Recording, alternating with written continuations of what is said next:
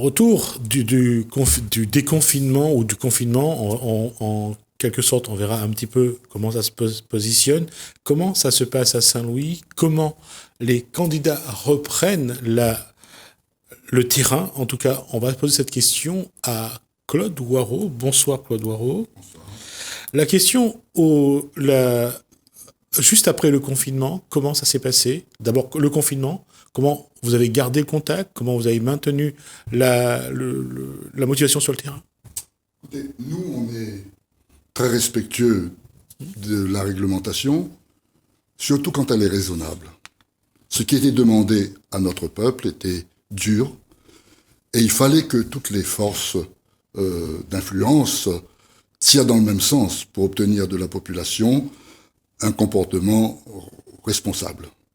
Je crois que nous avons fait notre part pour que nos camarades, nos amis, tous ceux qui étaient quelques jours avant le confinement en pleine campagne électorale, lèvent le pied, restent chez eux, respectent les gestes barrières, accompagnent ce grand mouvement civique de protection de la population réunionnaise. Je crois que nous y sommes parvenus et je veux féliciter tous mes amis, mes camarades qui ont respecté ces directives.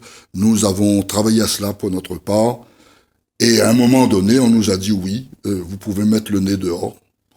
Je regrette pour ma part que certaines candidates aient utilisé ce temps en quelque sorte de pause pour aller vendre des paniers de légumes, faire de la distribution de pain, mettre du gel hydroalcoolique entre les mains des citoyens, bref, faire toutes sortes de gestes honorables en d'autres circonstances, mais qui correspondent plus à des achats de voix dans les circonstances qui étaient celles de ce moment-là. Nous avons fait notre part, et quand il a fallu mettre le nez dehors, nous l'avons fait, et nous l'avons fait de belle manière. Le déconfinement se passe bien, je veux dire que à partir du moment où, à partir du 11 mai, lorsque le déconfinement a commencé, l'équipe s'est remise au travail, Claude Waro a relancé la machine? Très rapidement. Très rapidement. Nous avons fait en respectant les règles dans une cour privée, notre permanence, une conférence de presse où il y avait 120 chaises assises, toutes pleines et toutes distantes de 1 mètre. Beaucoup de gens portaient leurs masques. Nous avions des masques à l'entrée que nous distribuions à nos camarades, à nos militants, à la presse, et avec du gel hydroalcoolique à l'entrée. Bref, nous avons pris toutes les précautions et nous avons fait une conférence de presse où il y avait 120 militants de toutes les composantes qui ont contribué au rassemblement de la gauche qui accompagne notre liste. Ensuite, nous avons fait à la Rivière et à Saint-Louis, dans nos permanences respectives, des assemblées militantes qui ont rassemblé également beaucoup de monde, toujours dans la même configuration. Enfin, un e-meeting a eu lieu ce vendredi dernier à la rue François de Mailly, une immense cour, 300 chaises, toutes distantes de 1 mètre, avec les mêmes règles, entrées, sorties différentes, gel hydroalcoolique, masques distribués, etc. 300 personnes, 300 chaises, tout occupées. Et cela a entraîné un démarrage assez significatif de la campagne. Ce démarrage significatif, c'est ça qui a amené le rassemblement que vous avez réussi autour de votre liste, puisqu'aujourd'hui, vous avez avec vous des candidats qui ont fait le premier tour. Disons, si vous voulez, que la gauche divisée à plusieurs reprises à Saint-Louis, on a vu que ça conduisait à l'échec. Et au premier tour, nous étions sur des listes séparées. Le risque de division et donc de nouvel échec existait. C'est pour ça que nous avons voulu construire un rassemblement dès le premier tour en reprenant l'ensemble de nos militants et camarades pour bâtir une liste. Nous avons eu le soutien de l'Action populaire mahoraise, nous avons eu le soutien du Parti socialiste dès le premier tour. Mais dans les discussions avec des candidats concurrents, mais non pas adversaires, aussi bien le docteur Piot, Philippe Rangama que Yvan Dejean et quelques autres, nous savions qu'au soir du premier tour, il n'y aurait pas de difficulté majeure à rassembler l'ensemble des forces de gauche, tant il est vrai qu'il y a une envie que Saint-Louis s'ancre de nouveau à gauche et que Saint-Louis contribue aussi à la très grande bataille et essentielle bataille qui aura lieu l'an prochain pour remettre la Réunion sur des rails un peu plus progressistes. La question, juste sur ce liste de rassemblement, de voir le secrétaire général du Parti communiste à vos côtés, à Saint-Louis, ça vous fait quelque chose de particulier? C'est une immense joie. Bon, les Réunionnais savent très bien que pour Claude Warreau, la crise qui est née en 2015 est une tragédie. Toute une vie avec le parti, et à un moment donné, se retrouver en dehors, c'était quand même difficile à gérer. Les militants de Saint-Louis ne l'ont pas accepté. Ils se sont tous retrouvés à mes côtés. À la Rivière, un noyau communiste très, très accroché est resté fidèle au PCR, avec le secrétaire général d'aujourd'hui, Yvan Dejean, et je n'ai jamais eu de rancune, de ressentiment à l'égard de ses camarades. Lorsqu'un militant communiste me dit « Claude, ça c'est ma famille, tire pas moi dedans », j'ai envie de dire « Ben, m'y tire pas toi dedans, parce que moi, on aurait bien aimé être dedans ». Donc, on comprend ça.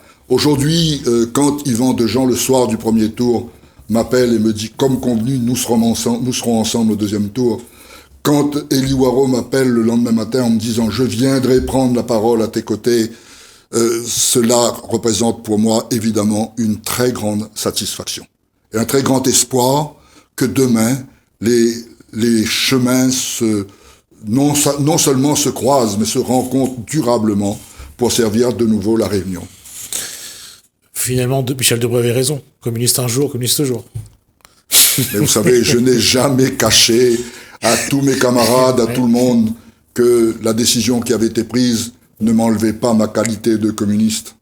Je continue à penser que on ne peut pas accepter que les richesses du monde, que l'intelligence des hommes, que la force de travail des hommes, que le progrès scientifique et technique puisse éternellement profiter à une minorité. Tout cela doit profiter à la multitude. Et le camp progressiste, avec à l'intérieur les communistes, c'est ce camp-là qui permettra à la multitude de profiter des biens de la terre. Je vais peut-être sortir un petit peu des municipales, mais je vous pose la question. Aujourd'hui, ce qui manque à La Réunion, et ce qui manque à Claude Warreau surtout, c'est que ce camp de gauche, progressiste, communiste, socialiste, qu'elle est quelque peu, c'est quand même un peu atténué avec le temps, ou alors qu'elle s'est effacée par rapport à des personnes. Et c'est ce que vous souhaitez réinstaller un petit peu, ramener un camp progressiste? Oui, je crois que c'est essentiel. Trop de responsables font de la politique sans rien savoir de la politique. Même quand ils ont fait des études politiques. C'est quoi la gauche, c'est quoi la droite? Vous voyez, vous avez quelqu'un qui est candidate, elle est conseillère municipale adjointe de Cyril Hamilcaro en 2014. Elle est conseillère régionale dans la majorité de Didier Robert. Elle dépose sa liste municipale sous l'étiquette d'hiver droite. Et quand elle voit que la gauche se rassemble et qu'elle a besoin d'aller piquer quelques voix à gauche pour essayer de se mettre à notre niveau, alors elle dit « je ne suis pas de droite ». Mais alors elle est de quoi? Au moins, je vois M. Hamilcaro qui dit « moi je suis partisan du libéralisme ». Il affirme son positionnement à droite, c'est clair. Bon, c'est encore plus pour ça que nous le combattons. Mais en plus, quand on regarde dans toute l'île, des quantités de gens y mettent sans étiquette, sans étiquette, sans étiquette. Mais faire de la politique sans avoir d'étiquette, ça veut dire venir, en quelque sorte, faire son propre beurre, pas servir des idéaux. Moi, je sers un idéal depuis mon enfance. Et je continue, et j'irai jusqu'au bout. Et c'est ça ma vie. Et je n'accepte pas, évidemment, que l'on vienne faire de la politique en voulant me prendre des vessies pour des lanternes. Non, on est dans un camp, on est dans l'autre, les deux camps sont respectables, mais ce qui n'est pas respectable, c'est de vouloir tromper l'opinion en disant qu'on est dans un camp, quand en réalité on sert les intérêts de l'autre. D'accord. Et alors, là, je vais revenir sur... Aujourd'hui, votre équipe est faite, chacun sait ce qu'il a à faire, en tout cas, dans cette union que vous avez réalisée. Oui, en alliance privilégiée, si on peut dire, avec Philippe Laïnin de Peuple, porteur de véritables propositions qui amènent une annexe au programme, et puis d'autres formations qui agissent parce qu'elles appartiennent à la gauche et qui veulent que la gauche gagne. Sur notre liste, pour le 28 juin, 5 candidats de Philippe Laïnen-Rangama, 3 candidats de la liste Piot, et le docteur Piot a signé l'autorisation, l'accord pour que ces camarades-là soient sur notre liste.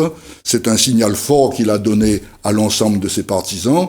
Je crois que personne ne doit douter que toute la gauche rassemblée dimanche 28 juin, elle est porteuse de victoire.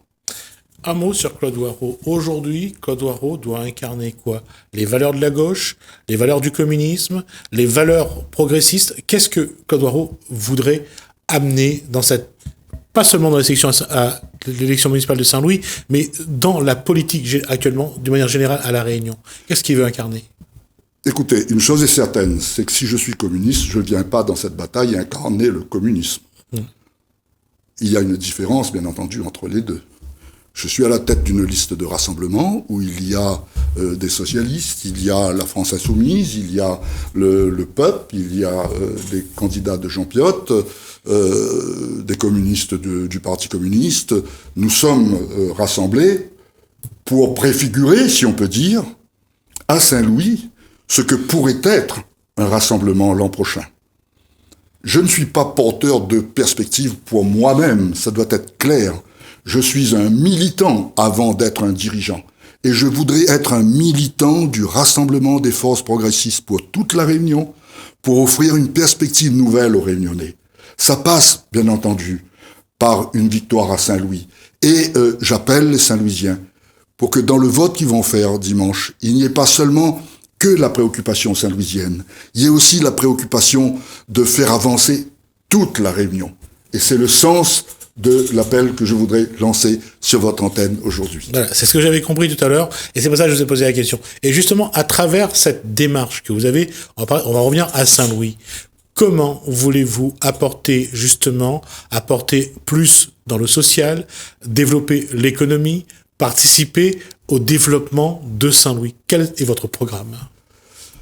Écoutez, à travers 3 grandes préoccupations qui sont en filigrane, en fin de compte, dans le programme, la baisse des impôts pour la population saint-louisienne,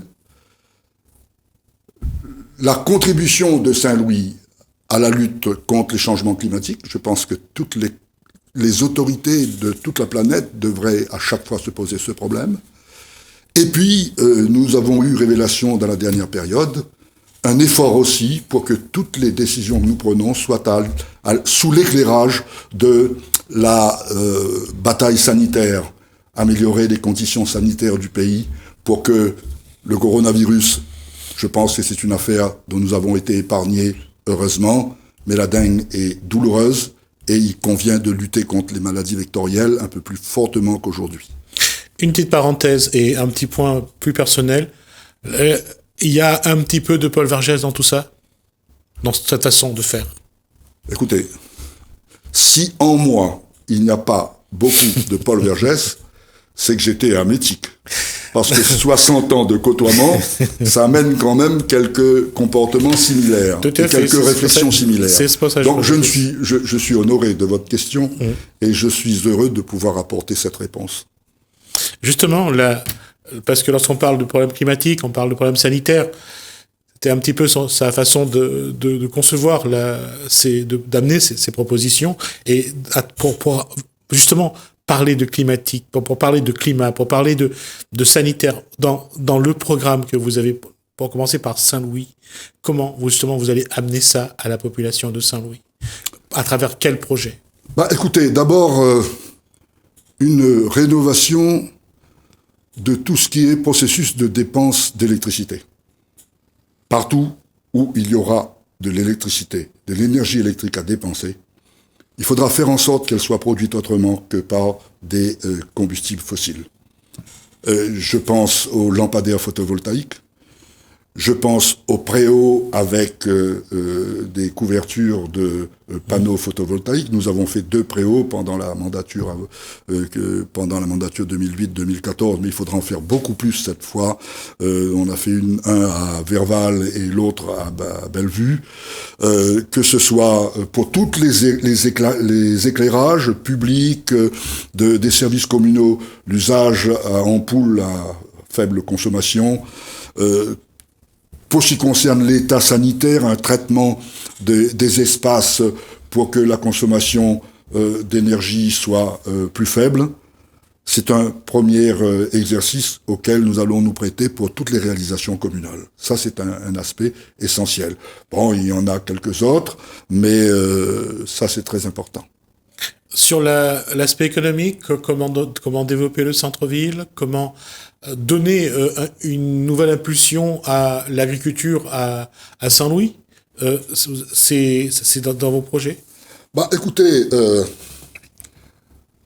Saint-Louis est pour l'essentiel une commune de terre à canne. C'est pas pour rien qu'il y a la plus grande usine de la Réunion, l'usine sucrière de la Réunion à Saint-Louis.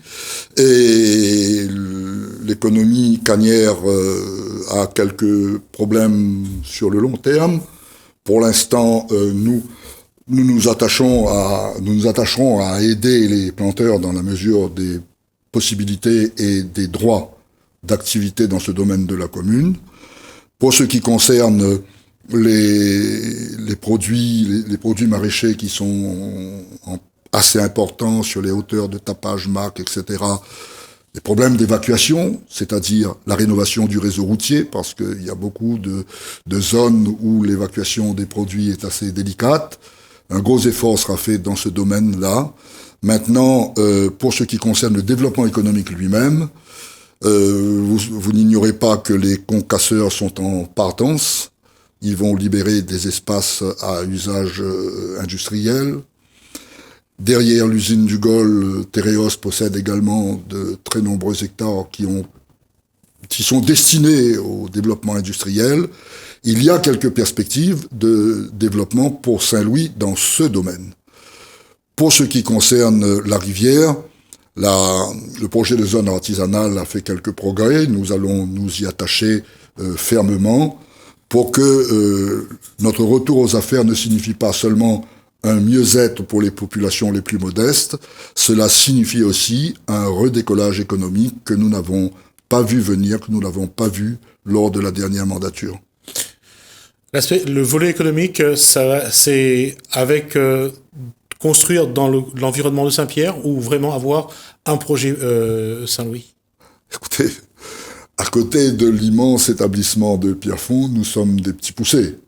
Non, mais ça on peut ne être peut pas. Un développement qui se poursuit vers le. Voilà, mais on peut espérer qu'un côtoiement républicain et qu'un travail commun dans le respect des élus de chacune des communes amène la direction de la Civis, à laquelle nous entendons participer, à prendre en compte les besoins de développement de Saint-Louis pour construire non pas Pierrefonds, mais un ensemble Pierrefonds-Saint-Louis.